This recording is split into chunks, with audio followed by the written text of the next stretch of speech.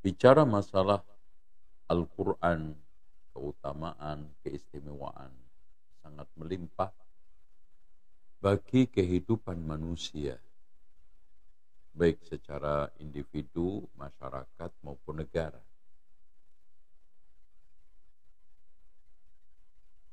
Karena Al-Quran ini sebagaimana yang telah dikatakan oleh Allah di dalam surat Yunus ayat 57 sampai 58, ya ayyuhan nasu qad ja'atkum maw'idhatum min rabbikum wa shifaa'un lima fis sudur wa hudan wa rahmah lil mu'minin. Wahai manusia, telah datang kepada kalian mau'idhah, yang dimaksudkan adalah Al-Quran. Jadi Al-Quran itu diberikan oleh Allah dengan nama mau'idhah. Jadi dengan sendirinya sentral mau'idhah, ya, modal utama mau'idhah. Dan tidak ada sesuatu mau'idhah yang paling manjur kecuali Al-Quran. Makanya siapa yang sudah tidak bisa dinasihati dengan Al-Quran, maka dengan yang lainnya sulit untuk dinasihatinya. Dan Allah juga memberikan nama Al-Quran sebagai syifa'un, obat, ya, bukan hanya sekedar obat, penyembuh. Karena kalau obat itu dawaun, kalau syifa'un itu adalah penyembuh. Lima fis sudur. Ya. Akidah yang menyimpang diluruskan dengan Al-Quran. Ya. Akhlak, ya. Penyakit-penyakit hati dihilangkan dengan Al-Quran. Ya. Bahkan kita bisa katakan Al-Quran itu adalah, ya, obat dari segala obat. Dan wahudan, petunjuk, warahmatun, dan juga rahmat, ya, lil mu'minin. Tapi bagi orang yang beriman. Orang yang tidak beriman bahkan memusuhi, bahkan merasa sakit, bahkan menderita dengan kehadiran Al-Quran itu. Jadi mendengarkan bacaannya aja itu menangis seperti jin, syaitan.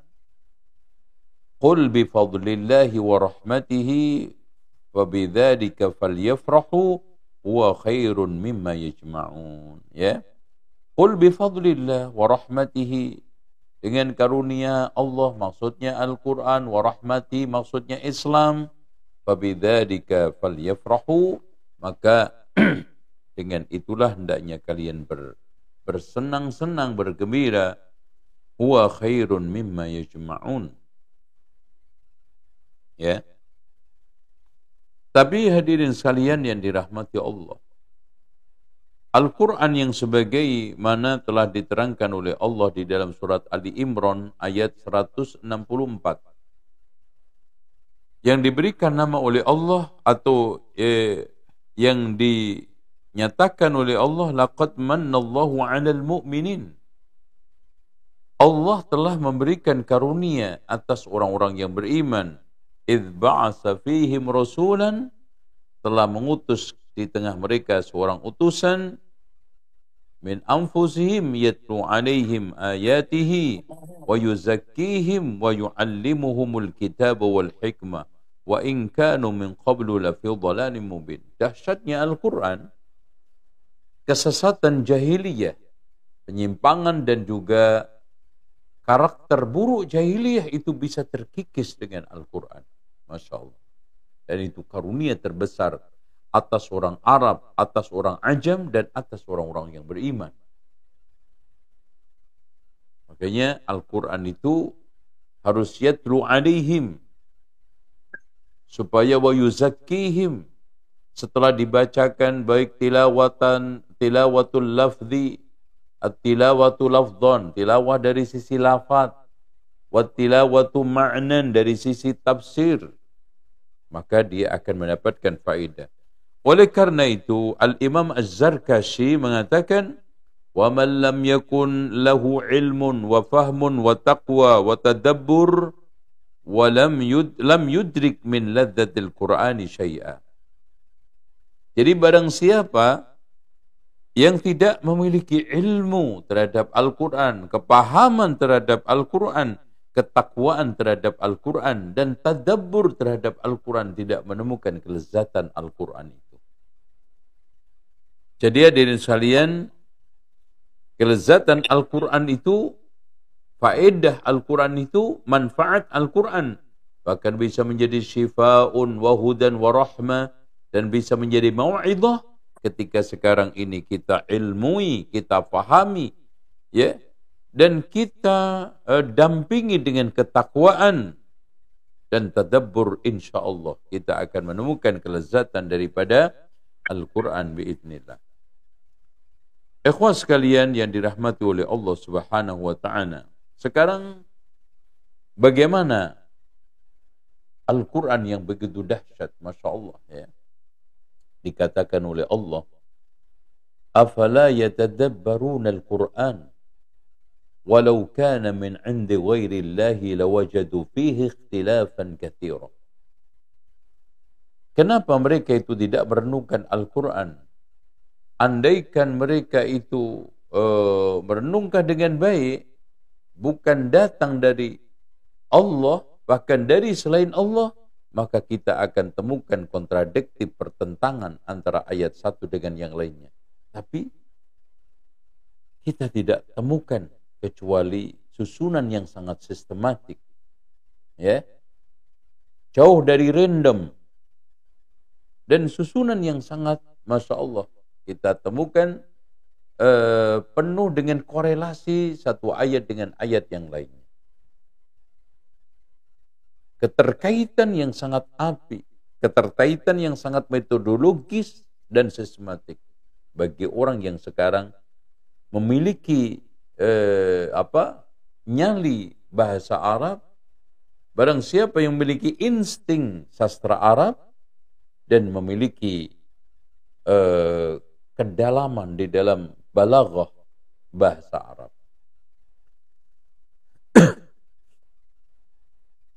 makanya afala yatadabbaruna al-Quran am ala qulubin aqfaluha. Apakah mereka itu tidak merenungkan Al-Quran atau di dalam hatinya itu ada qaflun, ada gembok? Coba bayangkan hadirin sekalian, bagaimana generasi dahulu itu membaca Al-Quran, terpengaruh dengan Al-Quran. Innamal mu'minuna alladhina idza dzukirallahu wajilat qulubuhum. Sesungguhnya seorang mukmin yang hakiki seperti Abu Bakar, Umar, Utsman, Ali, seperti Abdullah ibnu Mas'ud, seperti Abu Hurairah, ketika dituturkan, diingatkan tentang Allah, wajilat qulubuhum. Wa idza tuliyat 'alaihim ayatuhu zadatuhum imana. Ketika dibacakan ayat-ayat Allah akan tambah imannya. Wa 'ala rabbihim yatawakkalun. Ya. Dan al-wajl itu ada rasa malu untuk berbuat salah. Ada rasa malu untuk bertingkah tidak baik di hadapan Allah. Karena merasa dipantau Allah, merasa dilihat oleh Allah Subhanahu wa ta'ala. Ya. Hadirin sekalian yang dirahmati oleh Allah Subhanahu wa ta'ala. Supaya kita mendapatkan faedah daripada Al-Quran dan supaya kita mendapatkan kebaikan, maka syarat Al-Quran itu bisa memberikan pengaruh kepada kita sebagai berikut. Yang pertama, Al-Quran itu harus kita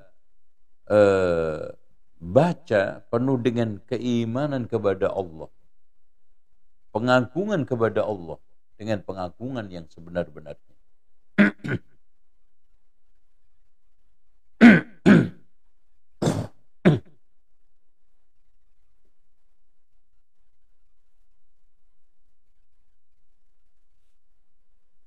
Hadirin sekalian dari yang dirahmati Allah, kalau kita sekarang membaca Al-Quran penuh dengan keimanan kepada Allah, pengakuan kepada Allah, kecintaan kepada Allah, maka insya Allah Al-Quran itu akan berpengaruh kepada kita.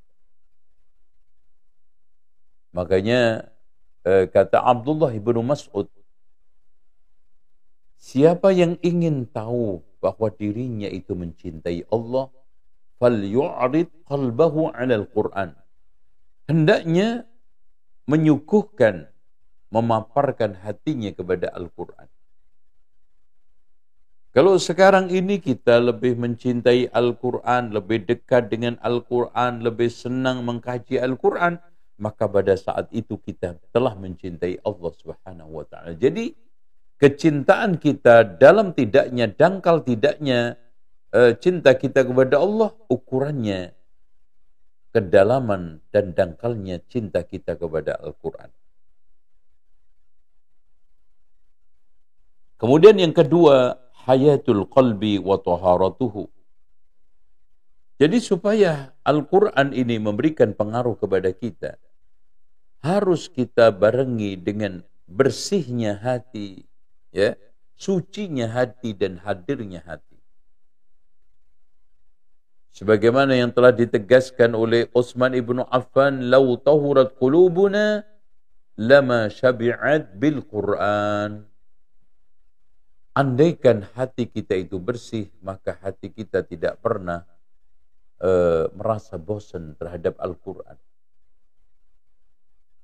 Kalau hati kita ini jauh daripada ghil, jauh daripada hasad, jauh daripada sombong, angkuh, dan berbagai macam bentuk penyakit hati, maka kita akan ringan untuk memahami Al-Quran, senang untuk membaca Al-Quran, dan tidak ada berat hati untuk tadabbur, memahami, bahkan mempelajari tafsir Al-Quran.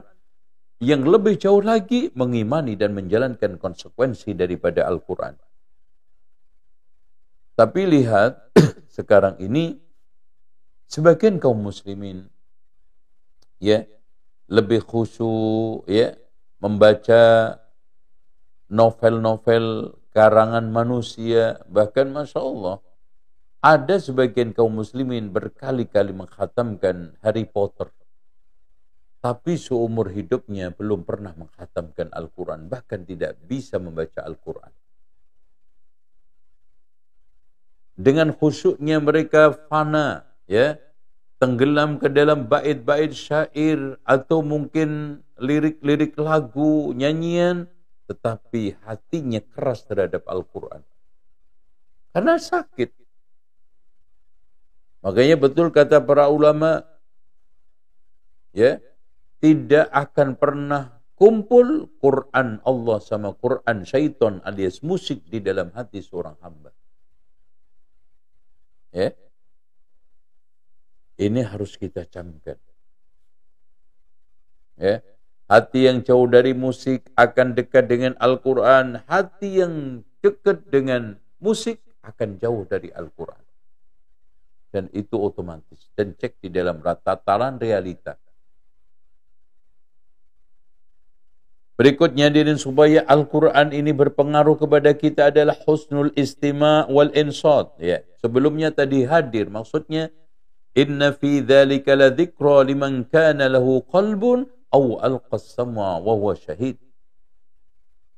Sesungguhnya Al-Quran ini akan bisa menjadi pelajaran buat kita, peringatan buat kita. Dengan syarat apa? Inna fi dzalika la dzikra liman kana lahu qalbun, ada hati untuk mengimaninya, ada hati untuk merenungkannya. Au alqas sam'a, memasang pendengaran, wa huwa syahid, dia konsentrasi penuh ketika membaca. Ya. Bukan pikirannya ngelambiar, ya mikir, ya melayang sana sini, ya. Bukan hatinya sekarang ini, ya, penuh dengan was-was dan keraguan, ya repot kalau seperti ini. Nah, yang ketiga, hendaknya ketika kita itu membaca Al-Quran, ya, merenungkan, memperhatikan dengan seksama. Wa idza quri'al Qur'anu fastami'u lahu wa ansitu la'allakum turhamun. Jadi ketika Al-Quran itu dibacakan, maka hendaknya mendengarkan, bukan hanya mendengar. Fastami'u. Ya, perlu diketahui hadirin sekalian, di sana ada perbedaan yang cukup signifikan antara sami'a dengan istama'a. Kalau sami'a mendengar, kalau istama'a mendengarkan. Yang dibutuhkan oleh Al-Quran, supaya Al-Quran ini memberikan pengaruh kepada kita harus mendengarkan dengan seksama. Memperhatikan kalimat-kalimat bersama maknanya. InsyaAllah. Makanya betul kata Ibrahim Al-Kattan, sebagaimana yang telah dikatakan oleh Imam An-Nawawi di dalam Adab Hamalatil Quran, obat hati itu ada 5. Yang pertama adalah membaca Al-Quran direnungkan sekalian maknanya. Terus kemudian yang kedua, banyak melakukan puasa. Kemudian yang ketiganya adalah melakukan sholat qiyamul lail. Dan yang keempatnya adalah berzikir. Dan yang kelimanya adalah berteman dengan orang-orang soleh. Ini yang membuat hati itu sembuh, hati itu sehat. Yang keempat, supaya Al-Quran ini berpengaruh kepada kita ketika kita baca. Hendaknya seorang hamba ketika membaca Al-Quran menempatkan dirinya yang utama diajak bicara oleh Allah. Yang pertama diajak dialog munajat oleh Allah. Ketika Allah Subhanahu wa taala memerintahkan وَمَا آتَاكُمُ الرَّسُولُ فَخُذُوهُ وَمَا نَهَاكُمْ عَنْهُ فَانْتَهُوا. Apa-apa yang datang dari Rasulullah ambil, dan apa yang dilarang tinggalkan. Ini yang disuruh adalah saya. Ketika Allah Subhanahu wa taala memerintahkan, ya ayyuhalladzina amanu kutiba 'alaikumus syiyamu kama kutiba 'alal ladzina min qablikum la'allakum tattaqun. Ini yang diperintahkan adalah saya. Gitu. Ketika Allah mengatakan, ya ayyuhalladzina amanu la yaskhar qaumun min qaumin asa ayyakunu khairan minhum, yang dilarang untuk menghina meremehkan orang itu saya. Ya ayyuhalladzina amanu istanibu katsiran minadh-dhanni, yang disuruh untuk menghindarkan dari suudzon itu saya, bukan fulan alan atau siapapun. Kalau yang kita persepsikan ketika membaca Al-Quran seperti ini, insyaallah kita akan mendapatkan faedah. Lalu yang selanjutnya, supaya Al-Quran itu berpengaruh kepada kita, ketika kita membaca Al-Quran, kita perbaiki suaranya, kita benahi tajwidnya, dan juga kita perbaiki makhrajnya. Jadi seorang ketika membaca Al-Quran itu dituntut untuk memperbaiki suaranya, memperbaiki makhrajnya, dan juga memperbaiki tajwidnya. Jadi inilah yang dimaksudkan, inna sawtal hasan yuzidul Qur'anu hasana. Sesungguhnya suara yang indah akan memperindah Al-Quran itu sendiri yang sudah indah. Lalu yang tidak kalah pentingnya adalah al-ilmu bima'anil Qur'an wa tafsirihi, mengilmui tentang makna dan tafsir Al-Quran. Makanya kata Syekhul Islam Ibnu Taimiyah, mempelajari tafsir Al-Quran itu wajib. Bapak Ibu sekalian, kenapa? Karena kita diwajibkan oleh Allah mentadabburi Al-Quran. Dan kita tidak mungkin mentadabburi Al-Quran dengan benar kecuali mengetahui maknanya. Dan kita tidak mengetahui makna secara utuh kecuali dengan cara mempelajari tafsirnya. Maka dari situ mempelajari tafsir Al-Quran itu wajib. Mari kita galakkan di masjid-masjid kita, kajian-kajian, kita utamakan tafsir Al-Quran. Apalagi di masjid Allah. Kata Rasulullah SAW, Mashtama'a qawmun fi baitin min buyutillah. Tidaklah ada sekelompok kaum yang ngumpul di rumah di antara rumah Allah. Yatluna kitab Allah, mengaji kitab Allah. Wa yatadarasunahu fima bainahum, saling mengkaji isinya. Jadi dibaca bacaannya, lafadznya, direnungkan isinya, illa nazalat alaihimu sakinah, akan turun ketenangan, ketenangan hati, ketenangan pikiran, karena ilham dari ayat-ayat Al-Quran, karena ilham dari makna-makna Al-Quran, dan keteduhan hati terhadap kebesaran dan keberkahan wahyu Allah Subhanahu wa Ta'ala yang berpengaruh pada hati manusia, jiwa manusia. Kemudian supaya Al-Quran ini memberikan pengaruh kepada kita, maka kita harus tadabburi dengan tadabbur yang baik. Ketika membaca tidak tergesa-gesa, tidak hanya targetnya akhir surat, tidak hanya targetnya khatam, tetapi di sana juga ada target-target untuk memahami dan merenungkan Al-Quran. Selanjutnya dianjurkan untuk membaca isti'adah, ta'awud sebelum membaca Al-Quran, supaya Al-Quran ini berpengaruh kepada kita. Dan yang tidak kalah pentingnya juga menjaga adab ketika membaca Al-Quran. Ya, sebelum kita membaca Al-Quran, kita kenakan pakaian rapi, kemudian kita dalam keadaan bersuci, kemudian kita membaca menghadap kiblat, kita baca penuh dengan khusyuk, ya, dan juga khidmah, ya, tidak kita main-main, tidak senda gurau, dan yang tidak kalah pentingnya, ikhwah sekalian, ya, ketika kita membaca khusyuk, ya, jauh dari berbagai macam pikiran-pikiran lamunan dan yang lainnya. Ya. Selanjutnya juga kita harus sebelumnya kita membaca ta'awudz. A'udzubillahi minasyaitonir rajim. Ya, ini tata cara adab kita ketika membaca Al-Qur'an. Dan juga di sana ada adab yang harus diperhatikan. Ketika kita membaca dengan mushaf, mushaf itu jangan sampai diletakkan di bawah tanah, ya.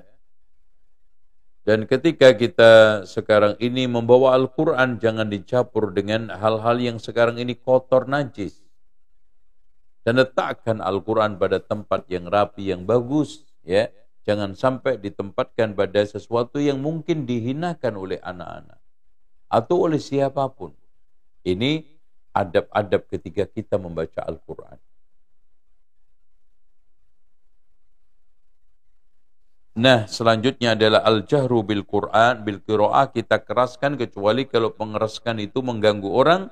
Dan yang berikutnya adalah ma'rifatul lughatil arabiyyah, kita kenal bahasa Arab, kita ilmui kaidah-kaidahnya. Kenapa? Karena ketika kita membaca Al-Quran, mengerti maknanya, memahami bahasanya, dan itu adalah bahasa Arab, kita makin khusyuk di dalam membacanya, kita makin fana di dalam makna-maknanya, ya, tenggelam, ya, di dalam lautan ilmu yang ada di dalam Al-Quran. Nah, yang terakhirnya adalah sidqut talab fi fahmi al-Quran wa ta'assur bihi, kita betul-betul jujur di dalam mencari kebaikan, makna, dan juga pengaruh Al-Quran. Jadi betul-betul kita ingin memahami Al-Quran, betul-betul kita ingin mendapatkan pengaruh dari Al-Quran, itu jujur, ya, tidak main-main, tidak munafik. Nah, ikhwah sekalian yang dirahmati Allah, di sana ada suatu hal yang perlu kita perhatikan. Bagaimana sekarang Al-Quran keutamaannya tampak sekali dalam kehidupan kita. Al-Quran keistimewaannya sangat terlihat di dalam kehidupan kita sehari-hari. Apa yang harus kita lakukan? Ya. Yang pertama, seperti yang dikatakan oleh Allah Subhanahu wa Ta'ala tadi, innamal mu'minuna alladhina idza dzukirallahu wajilat qulubuhum wa idza tuliyat 'alaihim ayatu zadatuhum imana. Yang pertama adalah al-khusyu' wa riqqatul qalbi wal buka. Hendaknya ketika kita membaca Al-Quran, kita baca dengan khusyuk, lembut hati, dan menangis. Jadi supaya keistimewaan Al-Quran, ya, keutamaan Al-Quran itu berpengaruh dalam kehidupan kita, tampak dalam kehidupan kita, hendaknya ketika kita itu membaca, kita baca dengan khusyuk. Kita baca penuh dengan tadabbur. Kita baca juga penuh dengan kelembutan hati. Hati kita itu mudah untuk tersentuh, mudah untuk menangis. Yang dikatakan oleh Allah tadi, wa idza dzukirallahu, ya, innamal mu'minuna alladzina amanu, innamal mu'minuna alladzina idza dzukirallahu wajilat qulubuhum. Ya. Hatinya itu merasa wajal, merasa malu. Malu karena dipantau oleh Allah, malu karena dilihat oleh Allah, malu karena sekarang di dalam muraqabah Allah Subhanahu wa taala. Malu tidak bisa menjalankan isi-isi Al-Qur'an. Wa idza tuliyat 'alaihim ayatuhu zadatuhum imana. Ketika dibacakan satu ayat maka tambah imannya, bukan makin kering. Jangan sampai kita itu kalah dengan gunung. Walau anna Qur'anan suyirat bihil jibalu au qutti'at bihil ardu au kullima bihil mauta balillahil amru jami'a. Andaikan Al-Qur'an ini digunakan untuk menggeser gunung, mematah-matahkan bumi dan untuk menghidupkan orang mati, maka Quran itu bisa. Ternyata hati kita yang kecil ini lebih keras dari semua tadi. Walau anzalna hadzal Qur'ana 'ala jabalin la ra'aitahu khashi'an mutasaddian min khasyatillah. Andaikan Al-Qur'an ini saya turunkan ke atas gunung-gunung, itu akan pecah berantakan. Tapi lihat, ketika Al-Qur'an dibacakan kepada kita tidak memberikan pengaruh sama sekali. Tidak bergeser daripada keyakinan-keyakinan yang batil. Tidak bergeser dari watak sikap yang sekarang ini buruk. Jadi Al-Quran dengan berbagai macam arahannya, bimbingannya, tidak merubah sama sekali ini kelakuan-kelakuan buruk kita. Ini adalah manusia paling keras hatinya. Fi qulubihim marad, di dalam hatinya ada sakit. Fazadahumullahu marada, makin tambah sakit. Kenapa? Karena ketika diobati dengan Al-Quran tidak bisa, maka makin sakit, makin parah setiap harinya. Karena sudah tidak ada obat lagi yang manjur untuk hati dia.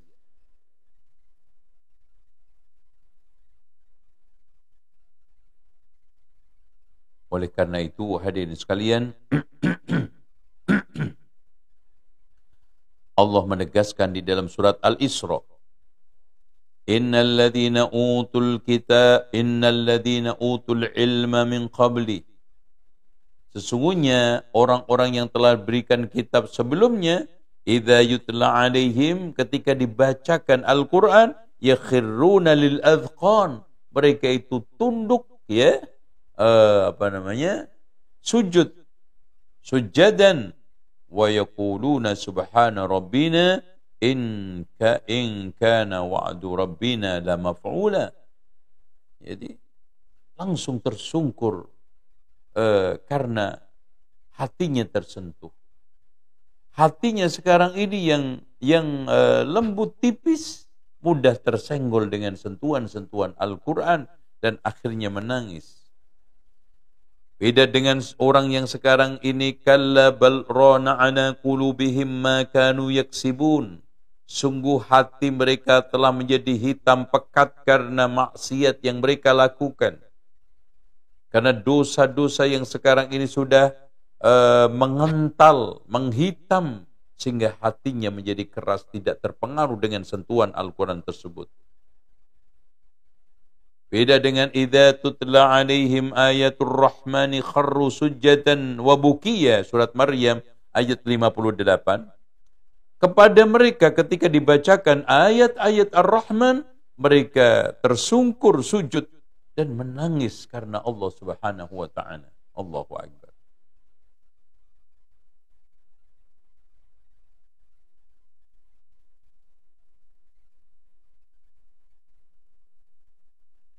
Oleh karena itu, Qala al-Imam an-Nawawi, al-buka'u 'inda qira'atil Qur'an, menangis ketika membacakan Al-Qur'an adalah sifatul 'arifin, sifatnya orang-orang 'arif, ya, wa syi'arus shalihin, dan syiarnya orang-orang soleh, yang juga ditegaskan oleh Allah Subhanahu wa taala di dalam Al-Qur'an. Kita bisa lihat surat Zumar ayat 23. Allahu nazzala ahsanal hadisi kitaban mutasyabiha mathaniya taqsha'irru minhu juludul ladzina yakhshawna rabbahum thumma talinu juluduhum wa qulubuhum ila dzikrillah. Itu ya. Jadi sesungguhnya Allah menurunkan satu pembicaraan kalam yang paling terbaik. Enggak ada yang paling terbaik. Kitaban mutasyabiha mathaniya taqsha'irru minhu juludul ladzina yakhshawna rabbahum. Hati seorang mukmin yang takut kepada Allah merasa merinding, lembut, bahkan kulitnya semuanya merinding karena apa? Bacaan, karena sentuhan. Jangankan mukmin, Pak. Jubair bin Mut'im ketika masih musyrik, ketika dibacakan firman Allah, am khuliqu min ghairi syai'in am humul khaliqun. Apakah mereka diciptakan tanpa sang pencipta atau mereka menciptakan dirinya sendiri? Kata beliau, hampir-hampir jantungku copot, dan sejak itu iman sudah mulai bertengger di dalam hati kita, hati saya. Maka Masya Allah. Dan bandingkan sekarang tingkah kaum muslimin ketika Al-Quran dibaca, ketika Al-Quran disampaikan, ketika isi-isi Al-Quran disampaikan melalui ceramah. Ya senangnya cuman cerita-cerita horor, hadis-hadis palsu, ya, cengengesan, ya, senang mencari ustadz-ustadz setengah lawa yang ngalor ngidul mengatakan kila wal qol, tidak tahu sekarang ini kebenarannya, jeluntrungnya. Nah seperti ini yang banyak. Adapun dibacakan ayat-ayat Al-Quran, maka sama sekali tidak ada pengaruh. Kenapa? Karena kehidupan sudah menyimpang jauh dari Al-Quran. Hati mereka keras terhadap Al-Quran. Iman mereka tipis. Makanya yang senang adalah hal-hal yang sekarang ini jauh daripada Al-Quran tersebut. Selanjutnya hadirin sekalian, yang berikutnya adalah nomor 2. Supaya keutamaan Al-Quran ini tampak pada kehidupan kita sehari-hari, maka mari kita kabulkan dan kita taati seluruh apa yang sekarang ini menjadi perintah Allah kita jalankan, dan larangan Allah kita tinggalkan. Sebagaimana yang telah ditegaskan oleh Allah di dalam surat An-Nur ayat 51, innama kana qaulal mu'minin, sesungguhnya ucapan mukmin yang paling patut, idza du'u ila Allahi wa rasuli, ketika diajak kembali kepada Allah dan Rasulnya, liyahkuma bainahum, untuk berhukum di antara mereka, ayyaqulu sami'na wa ata'na, mengatakan sami'na wa ata'na. Disuruh salat berjamaah, farka'u ma'ar raki'in, sami'na wa ata'na. Disuruh oleh Allah, wa aqimus shalah wa atuz zakah, sami'na wa ata'na. Wa mimma razaqnahum yunfikun, sami'na wa ata'na. Disuruh untuk menjulurkan jilbab, yudnina alaihinna min jalabibihinna, sami'na wa ata'na. Itu tanda seorang mukmin. Wa ulaika humul muflihun, mereka itulah orang-orang yang beruntung. Siapa orang yang beruntung?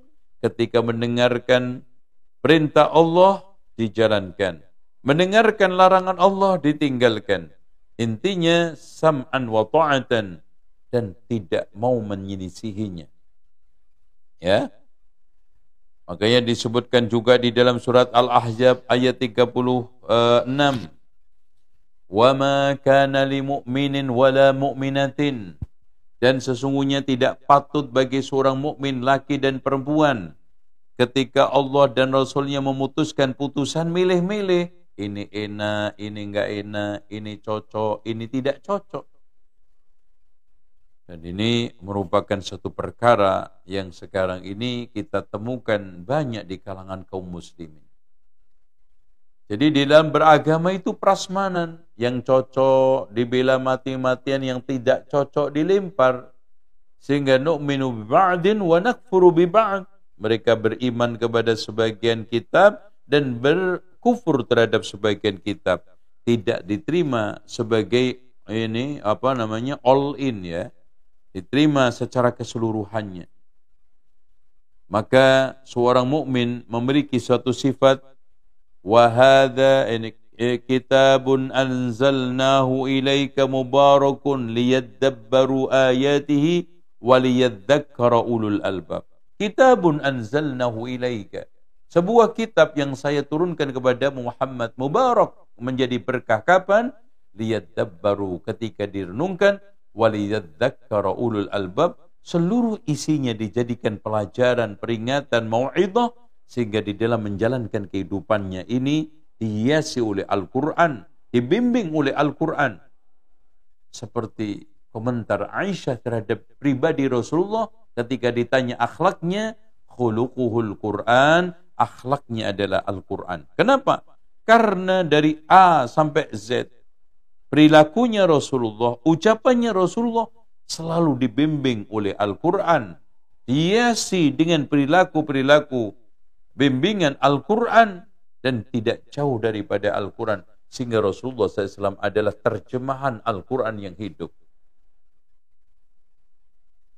Ikhwani wa akhwati fillah, selanjutnya, supaya keutamaan Al-Quran itu tampak pada diri kita di dalam kehidupan sehari-hari, maka kita itu harus betul-betul berhati-hati ketika istimbat terhadap hukum-hukum yang ada di dalam Al-Quran. Jangan ngawur, jangan sembarangan, jangan serampangan, jangan asal comot itu ayat.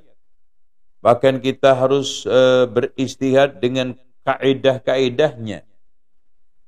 Kita tidak memperbolehkan orang istihad kecuali telah memenuhi syarat-syaratnya.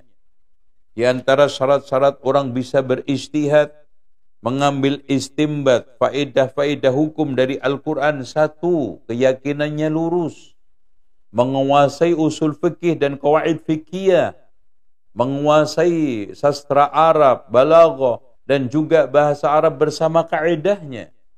Yang ketiganya, memahami nasikh wal mansukh, ya, memahami al-am wal khas, ya. Ini semua harus dipahami, bagian daripada tafsir ini, usul tafsir ini. Kemudian yang tidak kalah pentingnya, dia harus menguasai metodologi tafsir Al-Quran bil Ma'sur. InsyaAllah dengan beberapa syarat tersebut, dia kalau seandainya benar mendapatkan 2 pahala, kalau salah mendapatkan 1 pahala. Adapun orang yang sekarang menafsiri Al-Quran dengan otak-atiknya sendiri, otaknya sendiri, nafsunya sendiri, tanpa dasar ilmu, maka dia masuk ke dalam sabda Rasulullah, man fassara al-Qur'ana bi ra'yihi fa asaba faqad akhta'a. Barang siapa yang menafsirkan Al-Quran kemudian benar, maka tetap aja salah, karena benarnya hanya kebetulan. Maka orang yang berhak untuk menafsirkan Al-Quran adalah orang yang telah dimaksudkan oleh Allah di dalam surat Al-Baqarah ayat 269. Yu'til hikmata man yasha. Allah itu memberikan hikmah, ilmu, sunnah. Wa man yu'tal hikmata faqad utiya khairan katsira. Innama yakhshallaha min ibadihil ulama'u. Inilah orang-orang yang sekarang ini punya legalitas, punya otoritas untuk menafsirkan Al-Quran. Kenapa? Karena seperti yang dikatakan Masruq, ittaqut tafsir, waspadalah terhadap ilmu tafsir, terhadap menafsirkan Al-Quran. Fa innahu riwayatun anillah, karena itu proses periwayatan dari Allah Subhanahu wa ta'ala. Kalau kita meriwayatkan ucapan manusia salah, kita takut kena risikonya. Kita salah menafsirkan kepres, perintah presiden, kita bisa kena imbasnya. Bisa bahaya. Apalagi kita sekarang menafsirkan ucapan Allah Subhanahu wa taala. Subhanallah. Jadi enggak mudah. Selanjutnya, supaya Al-Quran itu ada pengaruhnya, ada manfaatnya, dan keutamaannya tampak pada kehidupan sehari-hari, maka Al-Quran kita gunakan untuk qiyamul lail. Ya ikhwan. Dan doa-doa Al-Quran kita amalkan. Jadi Al-Quran kalau kita praktekkan di dalam qiyamul lail, umpamanya dari setiap qiyamul lailnya khatam 1 juz, kemudian di dalam kita berdoa, kita gunakan doa-doa dari Al-Quran dan Sunnah, insya Allah keutamaan Al-Quran itu tampak pada kehidupan kita sehari-hari. Ikhwas sekalian, Allah menengarai sifat orang-orang muttaqin. Innal muttaqina fi jannatin wa uyun, akhidina ma atahum rabbuhum, innahum kanu qabla dhalika muhsinin, kanu qalilan minal laili ma yahja'un. Mereka-mereka itu dinyatakan oleh Allah Subhanahu wa taala orang-orang muhsin karena apa? Dulu sedikit sekali dia itu meletakkan lambungnya di tempat tidur. Wabil ashari hum yastaghfirun wa fi amwalihim haqqul lis-sa'ili wal mahrum. Jadi siapa saja yang rajin qiyamul lail dan membaca istighfar ketika sahur dan terhadap hartanya diinfakkan, insya Allah dia tergolong orang-orang muttaqin yang insya Allah akan dimasukkan oleh Allah ke dalam jannatun na'im, yaitu fi jannati wa uyun. Sehingga ikhwas sekalian, jangan kita orang yang telah dikatakan oleh Rasulullah SAW, ya innallaha yubghidu kulla ja'dariyin jawad. Allah itu benci orang yang dungu lagi kasar. Sakhabin bil aswaq, suka teriak-teriak di pasar. Karena bodoh sedikit ilmunya, maka kencengnya suaranya cuma di pasar. Rendah akhlaknya. Jifanin bil laili, bangkai pada waktu malam hari, kerjanya cuma tidur. Wahimarin bin nahar, keledai pada waktu siang hari, kerjanya cuma cari uang, ngusung kandum. Wa alimin bi amri dunia, dan sangat alim dalam masalah urusan dunia. Wa jahilin bi amril akhirah, dan sangat bodoh terhadap masalah urusan akhirat. Itu. Makanya dari situlah Allah menganjurkan kepada Nabi Muhammad, ya ayyuhal muzammil qumil laila illa qalila niswahu aw inqus minhu qalila aw zid alaihi warattilil qur'ana tartila. Dan Allah juga memerintahkan kepada Nabi Muhammad, wa minal laili fatahajjad bihi nafilatan laka asa ayyab'atsaka rabbuka maqaman mahmuda. Jadi Rasulullah SAW disuruh untuk berdiri pada waktu malam hari, nisfahu aw inqus minhu qalila, ya. Supaya apa? Supaya kita mendapatkan kebaikan, kekuatan dan keberanian di dalam beragama. Karena inna nasyi'atal laili hiya ashaddu wat'an wa aqwamu qila. Karena bacaan malam hari itu pengaruhnya beda. Bacaan malam hari itu ketukannya ke dalam rohani kita itu berbeda. Makanya di situ ditegaskan Rasulullah SAW, alaikum biqiyamil laili fa innahu da'bus salihin qablakum. Jagalah qiyamul lail, karena itu tradisi umat-umat sebelum kalian. Bahkan la hasada illa fi sanatain, tidak patut untuk diiriin hati kecuali dua orang. Rajulun atahu Allahul Qur'an fa huwa yaqumu bihi ana al-laili wa awan-nahar. Orang yang diberikan oleh Allah hafalan Al-Quran yang digunakan untuk qiyamul lail, dibaca pada waktu pertengahan malam, pertengahan hari. Wa rajulun atahu Allahu malan fa huwa yunfiqu fil laili wan nahar. Orang yang diberikan oleh Allah harta yang dia infakkan siang dan malam, malam dan siang. Apalagi pada saat itu yanzilu rabbuna, Allah turun ke langit dunia, kemudian menantang pada semua hamba, man yad'uni fayasfa astajiba lahu. Siapa yang berdoa aku akan kabulkan. Wa man yas'aluni fa'utiya. Siapa yang minta aku akan beri. Wa man yastaghfiruni fa'aghfir lahu. Selanjutnya nomor 5, ya, supaya Al-Quran itu tampak manfaat keutamaannya dan keistimewaannya. Kita gunakan berobat, ya, Al-Quran itu, ya. Karena Al-Quran itu penyembuh. Untuk penyembuhan rohani jelas, untuk penyembuhan jasmani banyak contoh-contohnya. Penyakit-penyakit jasmani disembuhkan dengan Al-Quran. Maka bagi orang yang sekarang ini ingin berobat, dianjurkan untuk bersungguh-sungguh memohon kepada Allah. Yakin Al-Quran yang akan memberikan manfaat di dalam pengobatan baik jasmani maupun rohani, insyaAllah. Inilah hadirin sekalian yang bisa saya sampaikan, ya, dan yang terakhir bahwa di dalam kita mengambil Al-Quran sebagai alat untuk supaya kita mendapatkan keutamaan faedah, maka insyaallah kita akan mendapatkan hal-hal yang mulia di dalam kehidupan dunia dan akhirat.